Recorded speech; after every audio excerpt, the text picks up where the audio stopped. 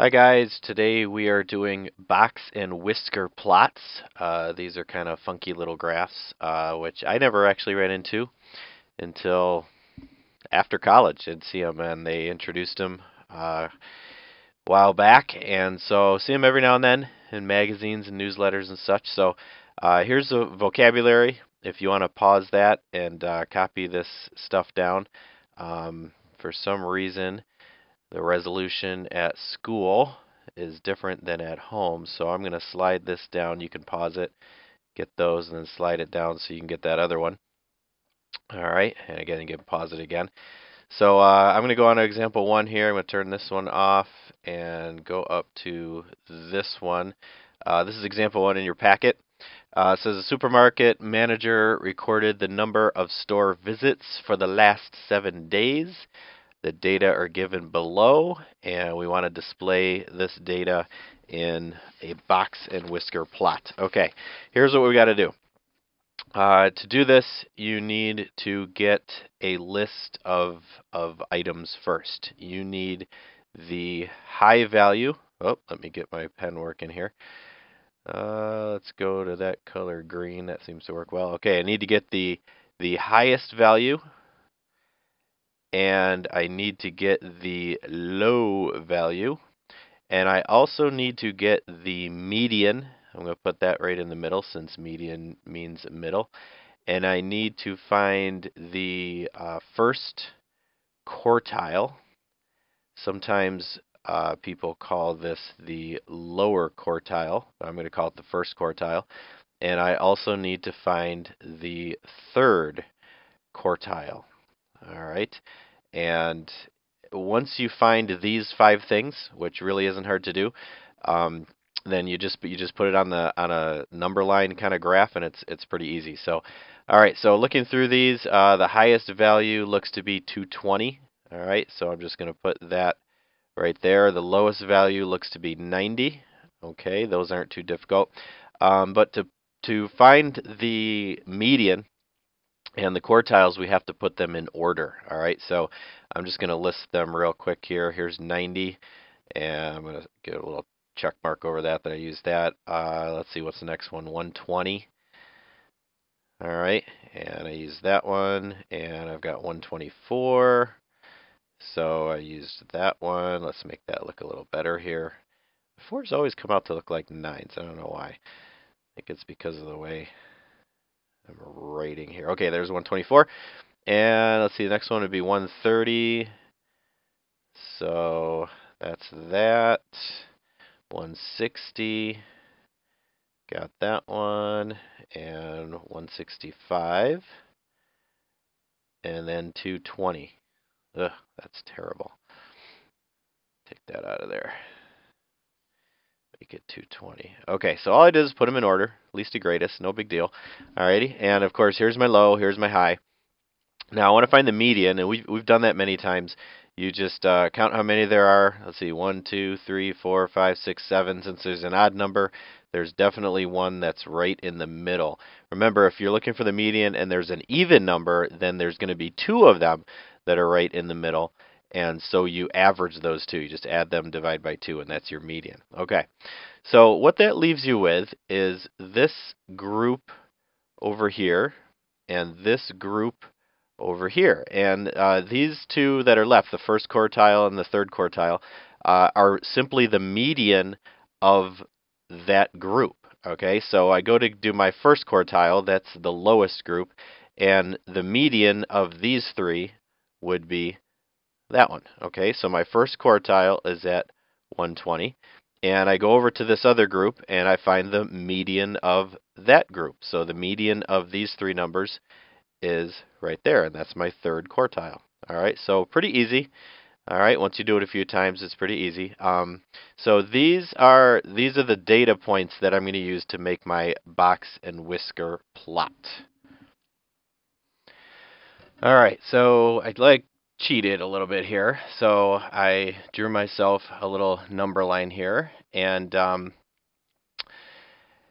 going to take this data, and I'm just going to plot it out here and make my box and whisker plot. Okay, so really, I would start with these three right here. So 130. I'm going to go below here. I'm going to put a little line right here. And I'm going to go to 165, which is right here. I'm going to put a little line right there. And I'm going to go to 120 and put a little line right there. And the reason I put a line is because you're going to make a box out of those three. Okay? So I took my first quartile, my median, and my third quartile and made a little box. That's where the box and whisker plot comes from. And then I'm going to take the high and I'm going to take the low and I'm going to graph those as well. So the high was 220, that's way over here. Again, I'm going to put a little line. And low is down at 90. And then I'm going to connect these like so. And there are your whiskers, okay?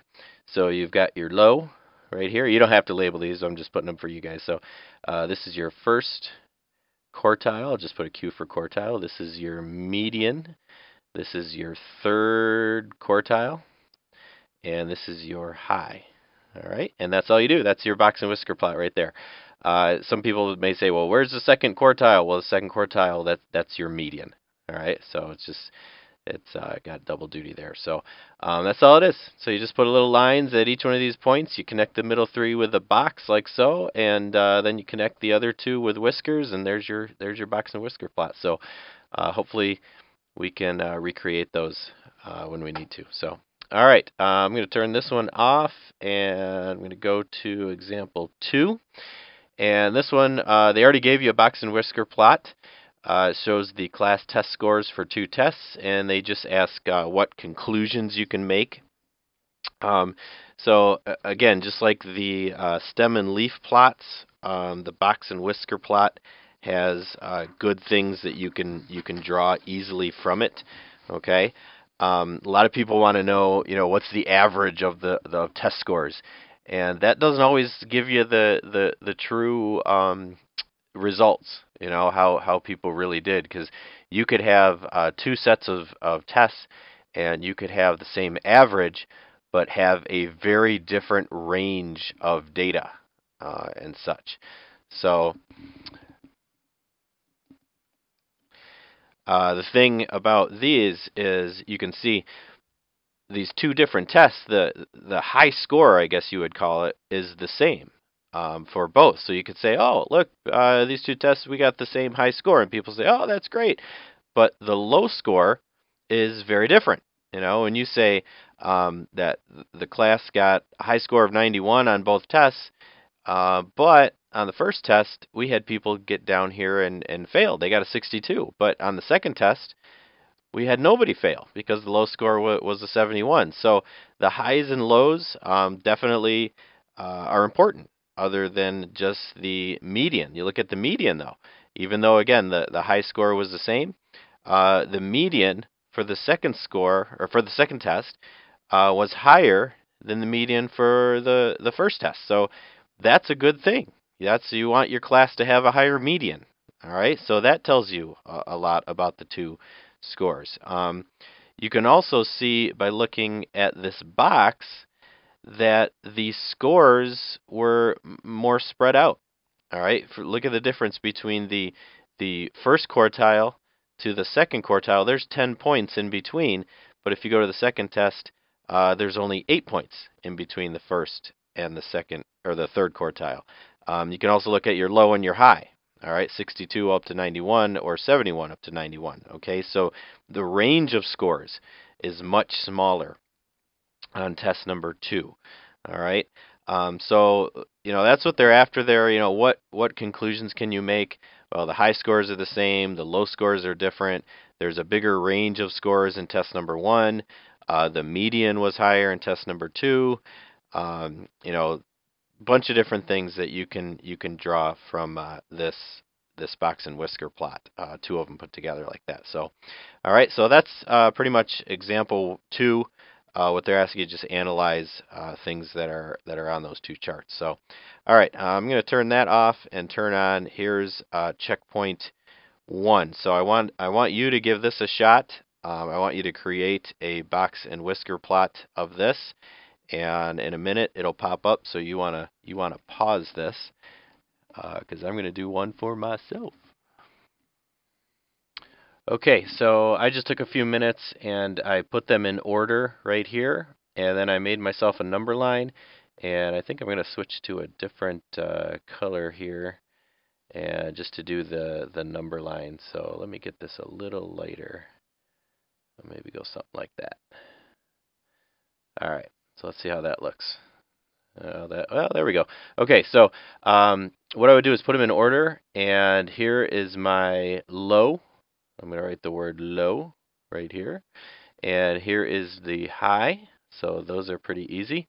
1, 2, 3, 4, 5, 6, 7, 8, 9 bits of data. So if I go to right in the middle, this is going to be my median, which is the 9.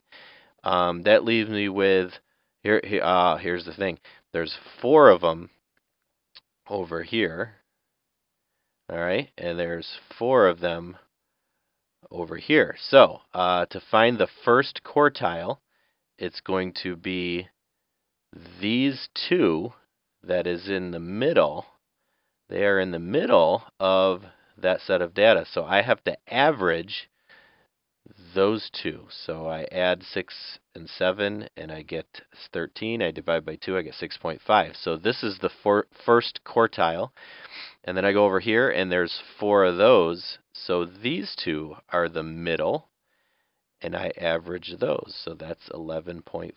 All right, so I'm going to do it right above the number line here. It really doesn't matter if you go above or below the number line. But I'm going to put my low. I'm going to put a line right at the low.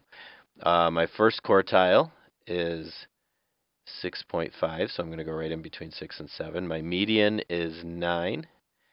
My third quartile is 11.5, and my high is 15. So I connect these 3. There's my box. There's my whisker. My whisker. All right, and there it is.